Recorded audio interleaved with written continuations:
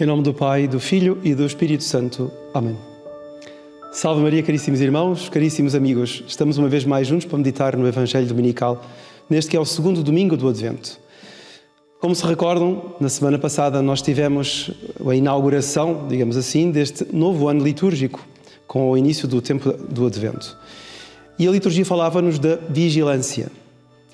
Ora, uma vez que nós temos compilados em poucas semanas esta grande preparação da vinda do Senhor, do Salvador, no Natal, cada fim de semana, cada domingo, liturgicamente nos dá um apanhado sobre uma figura, sobre uma imagem, sobre um tema. E o tema de hoje é propriamente a figura de São João Batista. E o que é que ele veio fazer à Terra? Porque que ele foi enviado por Deus, pelo Pai, para anunciar o Salvador, ou seja, o precursor. E de facto, São João Batista, quem nos aparece hoje, a sua figura marca propriamente a espiritualidade do Advento. Vejam que São João Batista é um homem que, por si, pela sua vida, pelo seu modo de viver, já nos dá um modo de nós também vivermos o tempo do Advento. Ele vive para o Salvador, ele vive para anunciar o Salvador e ele vive uma vida de penitência, uma vida de ascetismo, uma vida no deserto.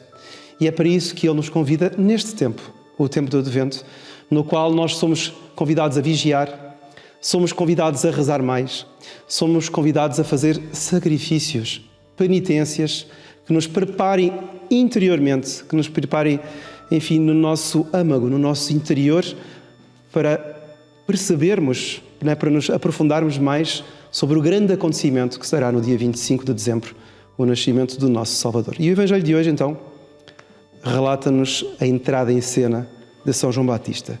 Evangelho de São Mateus, capítulo 3, versículos 1 a 12. Começa assim. Naqueles dias apareceu São João Batista a pregar no deserto da Judeia, dizendo: arrependei-vos, porque está perto o reino dos céus. E diz São Mateus, foi dele que o profeta Isaías falou ao dizer: uma voz clama no deserto, preparai o caminho do Senhor, endireitai as suas veredas. Então, São Mateus dá-nos aqui esta mise-en-scène de quem é São João Batista, a entrada em cena de São João Batista. E já, digamos, corrobora, dá-lhe peso, peso, digamos, da autoridade, pelo facto de ter sido anunciado pelo profeta Isaías. Ele era um homem que apareceu clamando no deserto. Quer dizer, quem é que vai proclamar coisas no deserto? Quem vai dizer, anunciar? Quem vai pôr um outdoor no deserto? Qual é a empresa que vai pôr um outdoor no deserto? A dizer, compre isto, beba aquilo. Ninguém vai fazer uma coisa dessas. Ora, São João Batista não queria falar propriamente para as multidões. Ele queria falar para aqueles que o queriam escutar. E por isso é que ele fazia a sua propaganda, o seu slogan, no deserto, porque precisamente só aqueles que se despojaram interiormente do mundanismo, ou seja, dos bens deste mundo, só aqueles que veem que este mundo não pode mais estabelecer-se como está, este mundo tem de ser mudado e só a vinda de um Salvador, a vida de Deus que se faz homem, pode mudar de facto todas as coisas. Então, é para isso que São João Batista está a clamar no deserto: endireitai as suas veredas. São Mateus dá realmente esta introdução, esta descrição geral de São João Batista com este dado que é importantíssimo. É uma base do Antigo Testamento, de Isaías. E depois continua assim. João tinha uma veste tecida com pelos de camelo e uma cintura de cabedal à volta dos rins.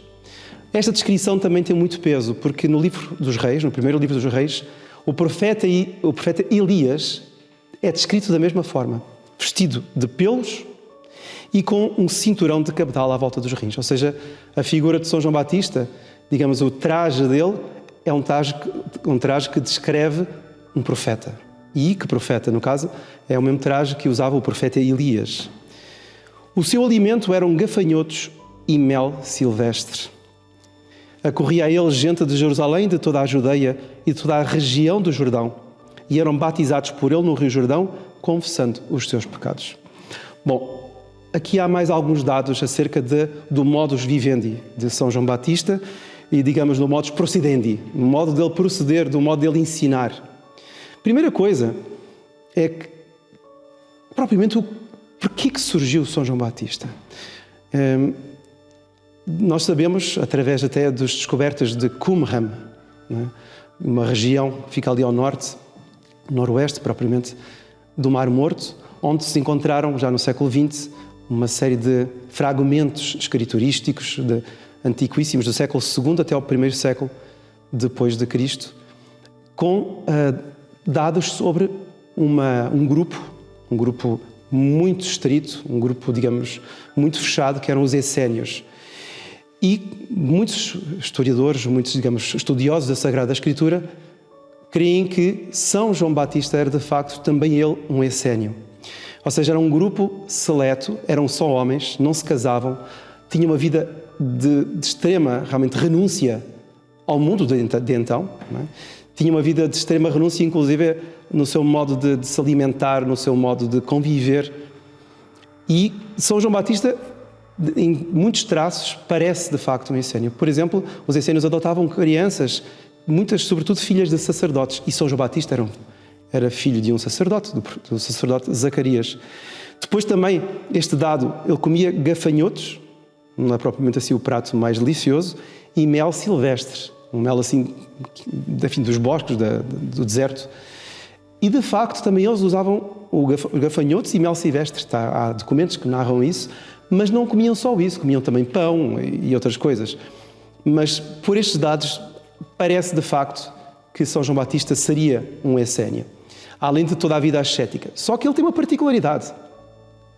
Duas particularidades. Primeiro, porque ele vive sozinho. Então, provavelmente, ele, do meio dos essénios, se foi de facto um essénio, ele se terá destacado desse grupo pelo chamamento de Deus, não é? E terá ido viver para uma região. Aliás, ele vai viver e vai morrer na região onde viviam os essénios. Mas, de qualquer forma, ele se terá destacado do grupo para anunciar o Salvador. E depois ele tem uma outra particularidade. É que ele tem um batismo, como nós sabemos. Daí o nome dele, João Batista. E então, este batismo que ele tem é completamente, digamos, o ex-libris dele, através do qual ele se vai destacar de todos os outros e vai anunciar o Salvador, porque ele irá dizer no final deste Evangelho: eu batizo-vos com água, não é? Mas ele, não é? Aquele que eu anuncio, batizar-vos-á no Espírito Santo e no fogo. Então, o batismo é o que destaca a figura de São João Batista. Mas é uma coisa muito bonita, caríssimos irmãos, e aqui entramos já dentro, digamos, do tema do arrependimento, porque, digamos, é uma peça-chave no Evangelho de hoje. Arrependei-vos porque está perto o reino dos céus. E depois irá increpar alguns fariseus e saduceus que, de entre toda a multidão que ia ao deserto para o ver, também aparecia, não é? E ele voltava-se para estes dois homens, digamos, estas duas castas, não é? Fariseus e saduceus, e dizia: praticai ações que se conformem ao arrependimento que manifestais. O batismo, como nós sabemos, a palavra batizar significa imergir, não é? A imersão na água tem todo um simbolismo. É uma purificação, sem dúvida. O nosso batismo católico purifica-nos a nós, purifica-nos da mancha original, limpa-nos totalmente dos pecados atuais, inclusive. Porque, de facto, ao imergirmos na água, nós somos purificados. Mas há um outro aspecto. É que não só somos purificados, mas o batismo significa a morte daquilo que existia. Ou seja, quando a pessoa é batizada, ela deve renunciar a uma vida de passada, não é? Que era um caminho torto, não o caminho do Senhor, um caminho torto, e procurar viver uma vida de acordo com a vontade de Deus. Mas aqui fala também um batismo de penitência. Porque, de facto, caríssimos irmãos, nós somos batizados. No momento em que somos batizados, recebemos a graça, recebemos o Espírito Santo, recebemos, aliás, a Santíssima Trindade inteira, o Pai, o Filho e o Espírito Santo. Mas é uma condição fundamental que nós, ao longo da nossa vida, uma vez que o nosso batismo só existe uma vez, aliás, como o de São João Batista, é necessário que ao longo da nossa vida nós procuremos limpar-nos através do arrependimento, através da penitência. Porque nós, apesar de sermos limpos da mancha original, nós trazemos a toda a hora desejos, apetências, volições que nos levam para o mal. E por isso é necessário, ao longo da nossa vida, nós fazermos penitência. E por isso a Igreja nos convida, neste tempo de Advento, a esta penitência. Porquê? Precisamente por isto que São João Batista vai dizer aos fariseus e aos saduceus: não penseis que basta dizer Abraão é nosso pai. Então vejam só, caríssimos irmãos, os judeus que iam até lá, e sobretudo os fariseus e os saduceus, estas duas castas sociais e políticas dos judeus, diziam e achavam que, pelo fato de serem filhos de Abraão, já estão justificados. Então eles iam ter com São João Batista, não tanto por um arrependimento, por um desejo de metanoia, de mudança de mentalidade, mas eles iam ter com São João Batista por uma vã curiosidade. Quiçá até para aprenderem o pulo do gato, porque uma vez que São João Batista era carismático, o que é que este homem tem que nós não temos? Não é? Então eles iam lá por essa razão. Mas já com o pressuposto de que somos filhos de Abraão, não precisamos nos arrepender. Ora, caríssimos irmãos, nós, católicos, vivemos nos dias de hoje, neste século XXI, infelizmente somos muitas vezes tomados por uma mentalidade semelhante à dos fariseus e saduceus.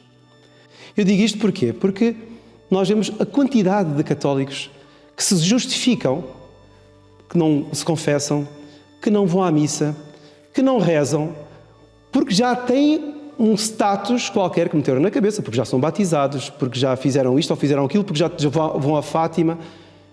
Tudo isso é ótimo, mas isso não é o fim. Então é necessário fazer penitência em vista do fim. O fim não é nem amanhã nem será do Natal. O fim é o reino dos céus, é a salvação da nossa alma. Ora, nós enquanto estivermos perambulantes nesta vida, enquanto estivermos como viatos, ou seja, como caminhantes, nós nunca podemos estar justificados, não é? E parados. Era isto que São João Batista queria dizer para estes homens aqui, porque eles chegavam aqui já com um status estabelecidos na vida. Somos filhos de Abraão.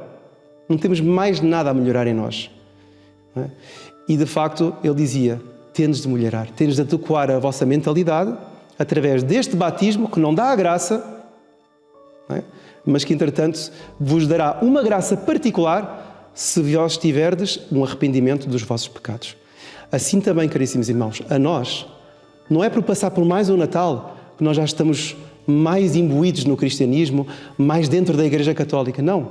É necessário nós passarmos por este Natal compreendendo mais, neste ano, neste momento, o que é que Nosso Senhor veio fazer por nós. Se Ele veio morrer por nós, se Ele veio sacrificar-se por nós, como é que eu não me sacrifico nada por Ele? Como é que eu neste Advento não faço um mínimo de sacrifício por Ele? Como é que eu não tiro frutos? Não é? Porque São João Batista vai dizer, não é?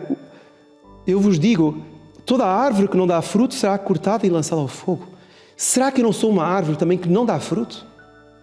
Como é que eu sei que sou uma árvore que não dá fruto? Imaginemos que eu sou um pai de família ou uma mãe de família. Se eu sou católico, tenho de dar frutos católicos, cristãos. Se os meus filhos não têm um mínimo conhecimento da religião católica, por mais que até possam ir à catequese, porque não significa que a catequese faça milagres, e hoje em dia até muitas vezes não faz. Bom, se me digo católico, mas os meus filhos não sabem nada quem é Nosso Senhor, não sabem rezar o credo, não sabem rezar a Salve Rainha, não sabem rezar talvez nem o Pai Nosso, como é que eu posso dizer, eu sou filho de Abraão, eu sou batizado? Pronto. Eu estou-me a enganar a mim mesmo.